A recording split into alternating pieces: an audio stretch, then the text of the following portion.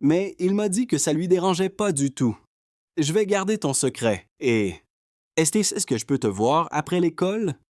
J'ai accepté tout de suite, super contente, puis je suis sortie de la voiture avec un gros sourire pour le reste de la journée.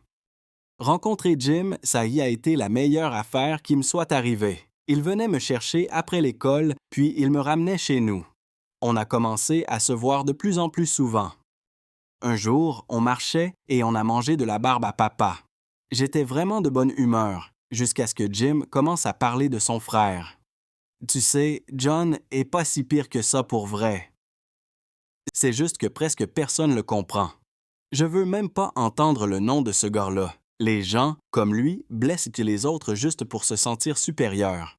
Jim avait l'air vraiment triste en me promettant de plus parler de son frère. C'est là qu'on a entendu des pas rapides en arrière de nous. Quelqu'un essayait de nous rejoindre. En se retournant, on a vu les chums de John. Ils devaient penser que Jim était leur chef. « John, pourquoi t'es gentil avec cette fille-là? Tu disais que t'aimais pas les gens comme elle. T'étais où ces derniers temps? » Non mais, de quel droit il se mêle? J'allais répondre, mais Jim m'a coupé. « Les gars, je suis pas John. Lâchez-moi donc. » Après ça, il m'a raccompagné chez nous, puis il m'a donné un petit bisou sur la joue. J'étais sur un nuage, mais quand je suis rentré dans le salon, puis j'ai vu la face inquiète de mon père, j'ai eu un pincement au cœur. Il avait l'air super préoccupé. Il faisait les 100 pas dans la pièce. « Ça va pas, papa? » J'ai appris que l'hôpital allait recevoir une inspection. Malheureusement, des médicaments avaient disparu. Mon père pouvait perdre sa job s'il ne trouvait pas le voleur avant l'inspection. J'avais trop de peine pour lui. Il avait travaillé tellement fort pour avoir sa job de rêve. Il voulait aussi vraiment qu'on parte en voyage à Hawaï en famille.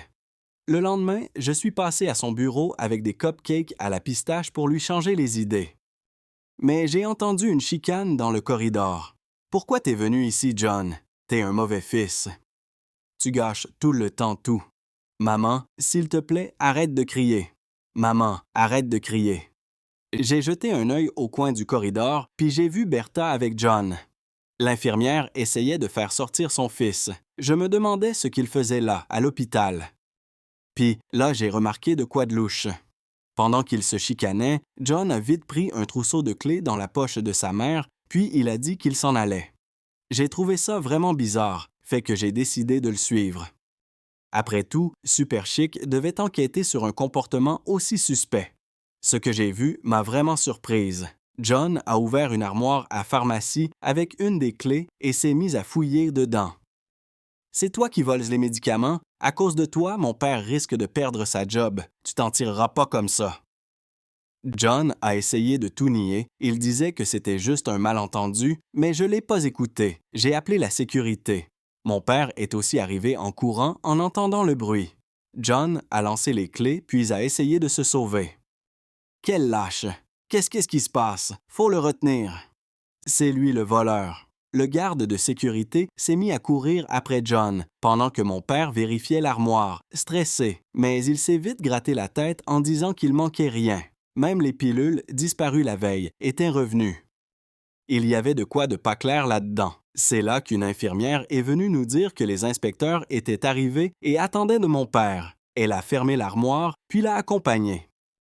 « Va à la maison, ma grande. On s'occupera de ce gars-là plus tard. » Mon père est parti et Bertha a juste secoué la tête. Pourquoi John pourrait pas être aussi gentil que son frère?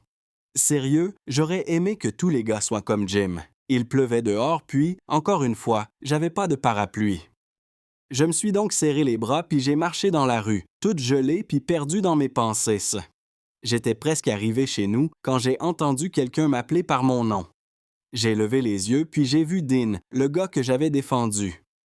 J'étais surpris de te voir avec John. Je comprends pas pourquoi il est si fin avec toi. Je pensais que vous vous enduriez même pas.